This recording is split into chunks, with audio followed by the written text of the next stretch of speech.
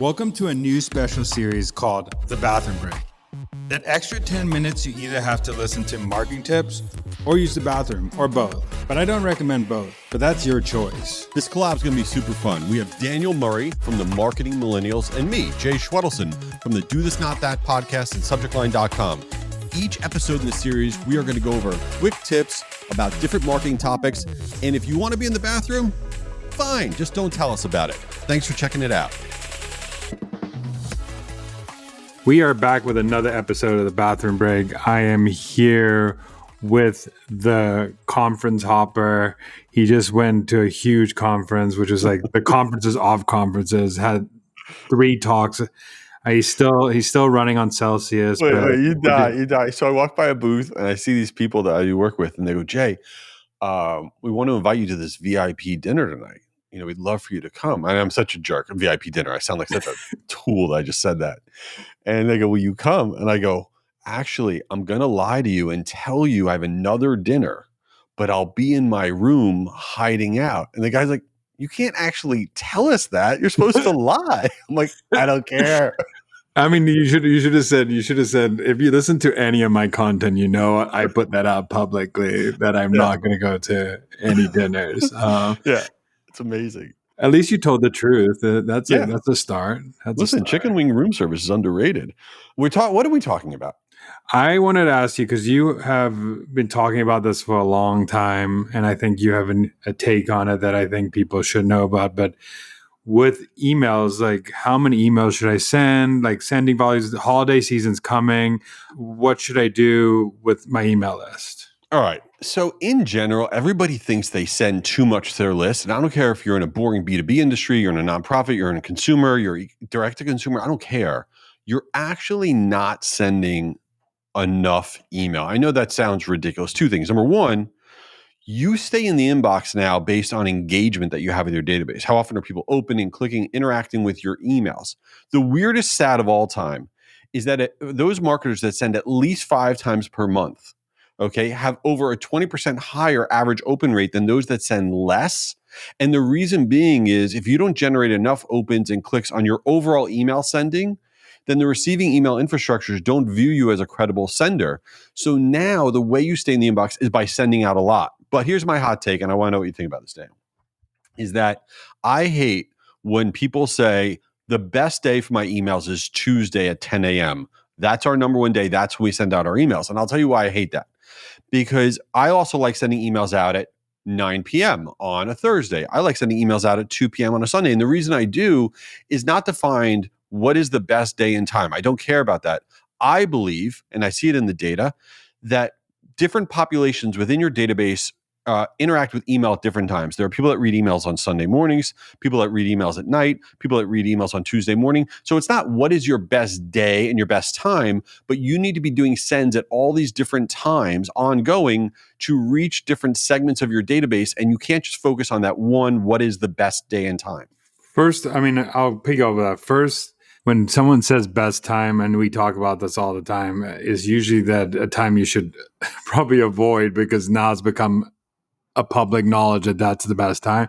But I also think that the best thing in marketing is just testing a bunch of things. But also now that AI has come into the picture, there are some sending platforms that can put emails in the inbox when your audience best time, so that you can, if you have a stronger ESP or marketing automation platform, they probably have features like that where AI could predict, like put it in this email in this inbox at this time, or this person should have a text message versus an email.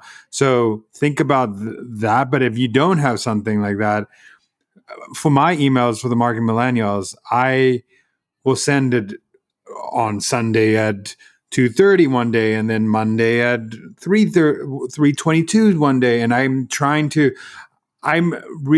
honestly believe that what matters more is putting out good content people want to open, and having a good, like when you come in the inbox, they know it's your name, versus trying to predict like the perfect email. So like subject line and who you are showing up in the inbox is actually, I think, matters more than send time in my point of view. I totally agree with you. And I also think in terms of how much you are sending, people think, oh, the reason I'm getting unsubscribed is because I sent out that one extra email. That's why our unsubscribes went up, which is the most ridiculous thing in the world. Okay, you can't send out less and get more business. The reason you're getting unsubscribed is because people find your content epically boring. Or what people also don't know about unsubscribes is sometimes you've done something really great, and unsubscribes do not hurt your deliverability. They don't cause you to go to the junk folder. But the reason I say they're a great thing is because let's say you listen to us talk and you get out of this idea, oh, I've never tested an emoji in my subject line. I don't care if you're B2B, B2C, and you say, I'm going to test an emoji in the subject line. I'm going to do an A-B split, whatever. And then you hit send. And when you send it out, you get this really high open rate. You get this really high click-through rate, but you also get one of the highest unsubscribe rates you've ever gotten. You might say, Jay and Daniel have no idea what they're talking about, but that's not what happened. What happened was, for the first time in a long time, the people in your database noticed the email because you stuck an emoji in there. They opened it up. They checked it out and they said, you know what? I've changed my job function. I've changed where I live. I don't need the local services anymore. I've changed something. I'm not a fit on this list anymore. Let me unsubscribe. They unsubscribed because you stood out for the first time in forever. So it's a good thing that you got the unsubscribe. Don't get turned off about sending out more because of ridiculous metrics. Yeah, I agree, because I sometimes get unsubscribes that say, hey, Daniel, I, like you said, I've changed jobs, and could you put me on it? I actually resubscribed with my new email, or I Right.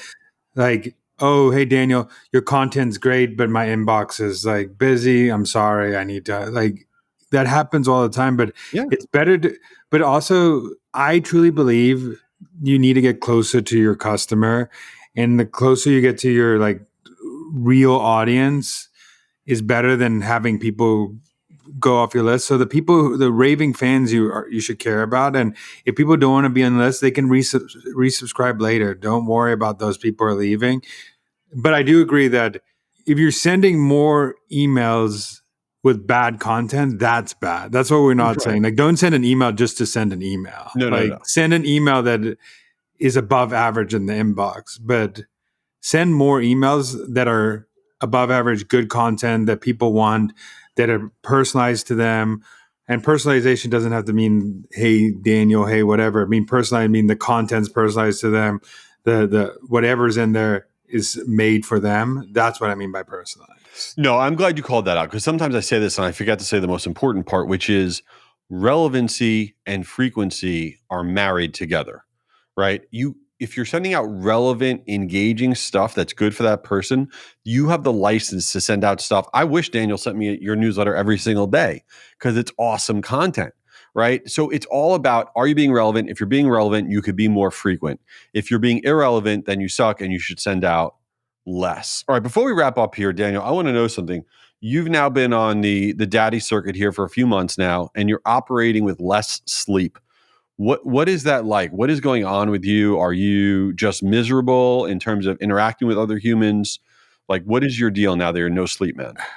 I wouldn't say miserable, but the caffeine intake is at Jay's level now, where like before I was like at like 1 Celsius per day. Now it's like six, like 5 or 6 going. So I think the caffeine intake has gone up, and also, yeah, I don't get grumpy, but I notice it, like the headache levels go up, the body aches go up. So I'm just Look at that.